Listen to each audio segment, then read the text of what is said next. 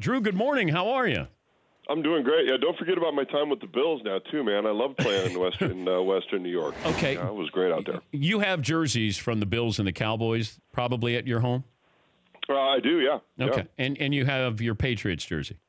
Yeah, of course. Of course. Did you ever exchange jerseys? You know, I did. I've got a few. You know, I'm not a big memorabilia collector, but there's some stuff that's just so damn cool that that you have to do it. So I've got I've got one of Elway's helmets, but not like a prop helmet. It was actually his helmet. You know, it's like the one you can. You know, they had the speakers in it for the real deal. Oh, that's cool. And it was the old one too. It was the old, kind of the more what royal blue instead of the really dark blue. The old original Broncos helmet. So I've got that one. I've got. Like some Steve Young and Marino and Jim Kelly, all these guys that were my idols growing up that I got to play against, and so those ones are really cool. But I don't have a ton of them, but those ones are cool. Did you keep anything from the cameo in the movie Jerry Maguire? Did you? You know what? I didn't because I was. If you go back and look at that, it's pretty funny. It actually kind of goes right with the music you were just playing. It's pretty dated, but I was wearing my own clothes and when I was there, but I didn't steal anything off of the set. In hindsight, I probably should have. If a quarterback had a walk-up song, what would yours be? Oh, that's a great question. I would have to go with something that just got me fired up. So, I would probably go with some Metallica or something like that back in the day. And this gets even more dated. My first start ever in college in 1990 with the Washington State Cougars, I remember clearly I had my Discman in the locker room, and I was listening to Thunderstruck by AC/DC before I took the field. Yeah. I mean, why not? Yeah, absolutely. Get fired up, right? Yeah. Hey, I noticed you were quoted of what continues to motivate Tom Brady, because I think that's usually your desire. Like, you still want to play, but sometimes you just don't put in the effort. It feels like, anybody in any walk of life, when you've been doing something for such a long period of time, he seemed like he was the 20-year-old quarterback at the end of the game, instead of Patrick Mahomes. His excitement when he was being interviewed after they won that game, you would have thought he's never been to the Super Bowl before. So what motivates Brady? That's the amazing thing to me. It doesn't matter what you do, but when you've been at the same job with the same boss and go to the same office for, going on 20 years now, it can start to get a little stale after a while. But he still just loves it. He loves preparing to do it. Loves to go out there and compete, and still is doing it at an extremely high level, obviously. So, yeah, I don't know. It's it's a really cool thing to watch. He and Drew Brees is in the same boat. Now Brees made one move, but he's been doing it for a long time, and both of those guys seem to just have that young man's passion when they take the field, and makes it pretty fun to watch them. But you joked last year, I think you were joking, that Tom Brady should go into the Hall of Fame for just putting up with Bill Belichick. Well, I mean, think about it. You look at Belichick, and he's obviously going to go down as one of the greatest coaches in any sport, and certainly in football. But he's not. It's not a real fun day when you go to work for him. Well, give me an example, though. Not a lot of laughing and joking. Oh, the examples are so mundane and boring that aren't really good stories. But I do recall Tom at one point telling me that he'd go to work with and they'd been together for a long time at this point. And a lot of days where Belichick would walk by him in the hall and just ghost him, just not even say hi. It's just not a friendly place to be. But obviously extremely effective for both of them. And how is that possible, Drew? That Brady's in the hall and Belichick's in the hall, and Belichick doesn't say anything. Oh, I don't know. He may have been joking. I don't even know. But it's just it's just all business, and that's what they do, and it's been really effective for both of them. Oh my gosh. How would we keep looking at this play in New Orleans? So as a former quarterback, and how could we do this to make sure that we don't make that mistake again in a big moment like that? What would be your suggestion?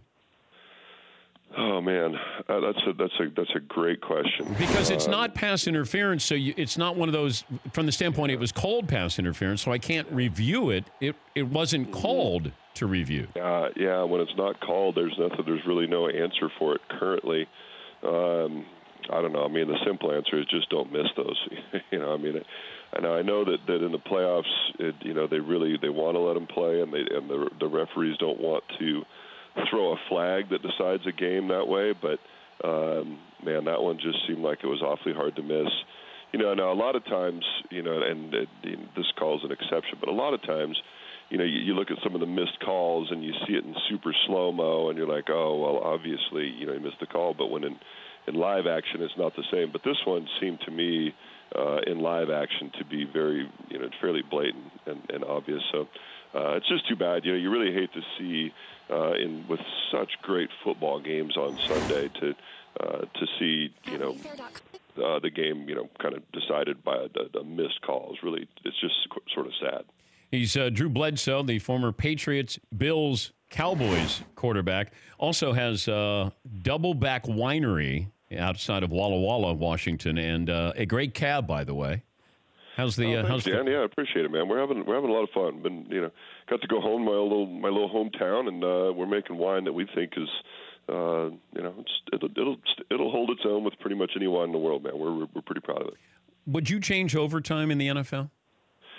Would I change overtime in the NFL? I like the college system, to be honest with you. I think it's exciting, and it seems to be fairly equitable. Overtime in the NFL. I'm glad that they changed it where you can't just, move the ball, 30 yards and kick a field goal and the game's over. But I don't know if they would ever go to the college system, but it's sure exciting. You watch college overtime, it's fun. Both teams are always going to get a chance to score, and the one thing that has changed though with the new system, when I retired, I had one record that I thought maybe would stand up for a long time. The most overtime touchdown passes. I think I have 3 or 4 overtime touchdown passes, and it used to be that would never get broken because teams would just drive down and kick a field goal. They never even try to throw a touchdown. But now they're going to be trying to score touchdowns, so that record might go down. But when you watch Brady in that drive in overtime, from a quarterback's perspective, who played at a high level, and are you marveling at what you're seeing with Brady? When he's what he does that is unique. He's just so remarkably consistent. You look at that. There were not not in that play or in that drive or in that game. There were. It wasn't the Patrick Mahomes or Aaron Rodgers, wow, plays. It's just remarkable consistency, and the team does a great job for him, and he consistently play in and play out does his part. If you could, baseball, big deal with Mariano Rivera, 100% of all the votes. If there was one football player who should be the first to get all of the votes to go into the Hall of Fame. Has that never happened? Well, they're not made public. They don't do that kind of voting. They just sort of have a round table where everybody makes their pitch for a guy, and then they argue, pro and con. Well, I mean, there are certain guys, going back historically that certainly should have been in that. On the defensive side of the ball, you look at like Lawrence Taylor, Reggie White, Bruce Smith, some of these guys that really changed football. On the offensive side, Jerry Rice, Joe Montana with what they did. If those weren't unanimous, or a guy like Barry Sanders or Jim Brown. You only get one, though, Drew. I only get one. Yep. I don't know.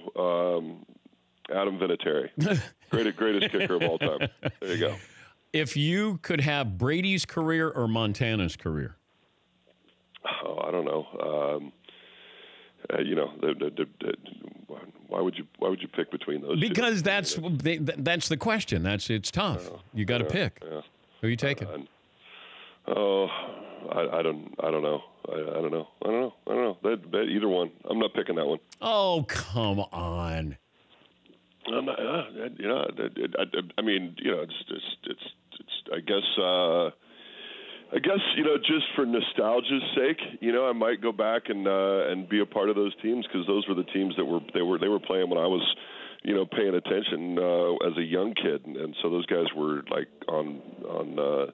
They were on a different planet. They were superheroes to me back then, so I'd probably pick that one. But are you saying that you wouldn't if you pick Montana, then you're picking Montana to be better than Brady? Is that what you're worried about? No, don't even try No, that. I'm saying. No, I'm just saying. Don't even try that. I don't do that. I don't compare quarterbacks. I know, but I'm saying was that your hesitation that you? No, not a bit. Okay, not a bit, all right. No. I don't want to get you in trouble. I don't want to get in trouble in New England. Don't try to paint me into a corner and make me do something I don't. Because if you're taking Montana, I mean, I understand that. Bledsoe picks Montana, rips Brady. Yeah, there you go. Breaking news. All you media types are the same. You're just trying to put words in my mouth, and I've been great at it. I've been a great politician for all these years. I've never let any of you media types do that stuff. Us media types here. Yep. Hey, good to talk to you, and good luck with the winery, and good to chat with you again. Yeah, thanks, buddy. Next time I'm out there, I got to stop by and see you guys again, and see if I can actually put a hole in something with a football for you. Yeah, we were disappointed. Thought you'd put a hole in the wall. I thought maybe I'd put something, but I know you reinforced it just to make sure it didn't happen. You left your mark on this show. Thank you, bud. That's Drew Bledsoe. For more Dan Patrick Show, tune to Audience Channel 239 on DirecTV or download the Dan Patrick Show app.